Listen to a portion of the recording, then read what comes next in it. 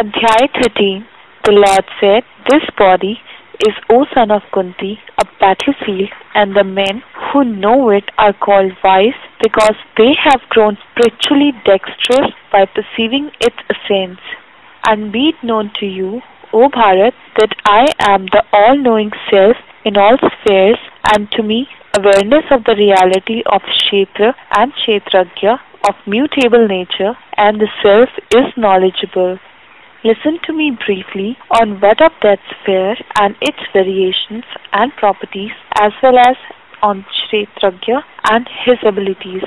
This has been said in various distinct ways by sages in different scriptural verses and well-reasoned, definitive aphorisms on the knowledge of the Supreme Spirit. Speaking briefly, mutable physical body is the aggregate of 5 elements: ego, intellect, even the unmanifest, the 10 sense organ, mind, and the 5 objects of sense, as well as desire, malice, pleasure and pain, and intelligence and fortitude. Absence of pride and arrogant conduct, disinclination to do injury to anyone, forgiveness, integrity of thought and speech, devoted service to the teacher, outward as well as inner purity, moral firmness, restraint of the body, along with the mind and senses.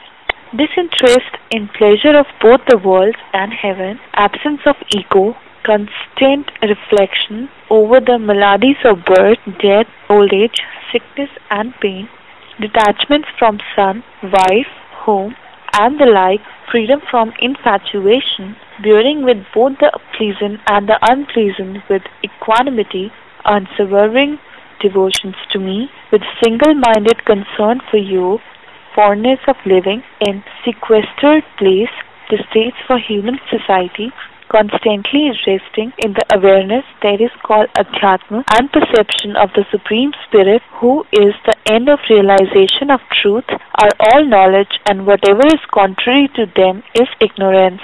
I shall discourse well upon the God without a beginning or end, who is worthy of being known, and after knowing whom the stuff of immortality is gained, and who is said to be neither a being nor a non-being. He has hands and feet, eyes, head, mouth, and ear on all the sides, because he exists pervading all in the world. Knowing the object of all senses, he is yet without senses, unattached to and beyond the properties of nature. He is yet the sustainer of all, and he is alone the one into whom all the properties merge.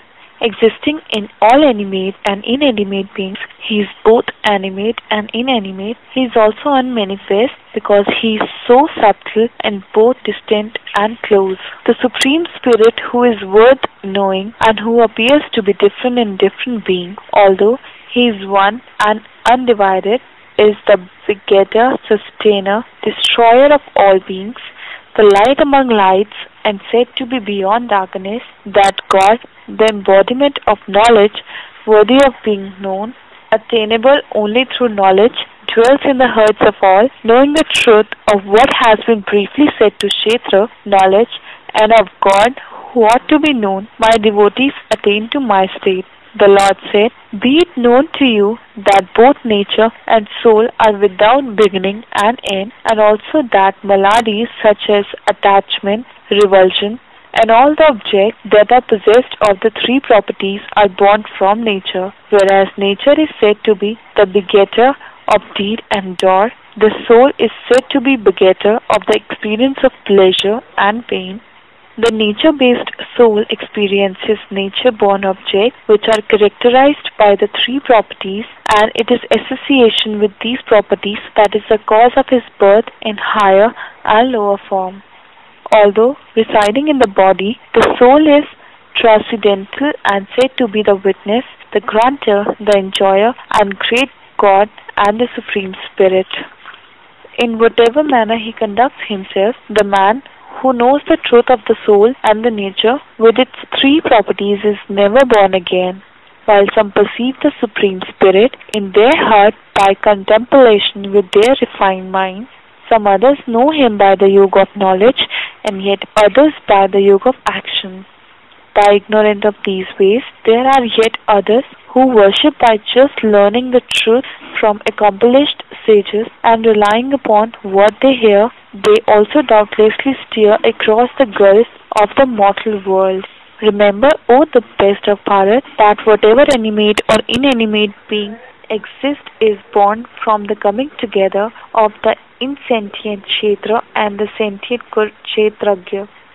He alone knows the truth who steadily sees the imperishable God in all animate and inanimate beings that are destructible. He achieves the supreme goal because evenly perceiving the existence of the identical God in all beings, he does not himself degrade himself, and that man knows the truth who regards all action and performed by nature and his own soul as a non-doer.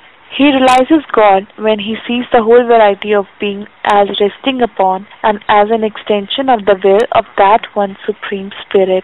Although embodied, the imperishable Supreme Spirit is neither a doer nor tainted because, O son of Kunti, he is without beginning or end and transcending all properties.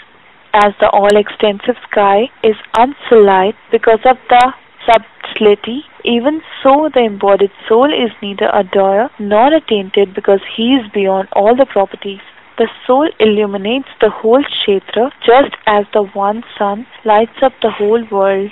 They who have thus perceived the distinctions between Kshetra and Kshetragya and the way of liberation from the maladies of nature with the eye of wisdom attain to be the Supreme Spirit.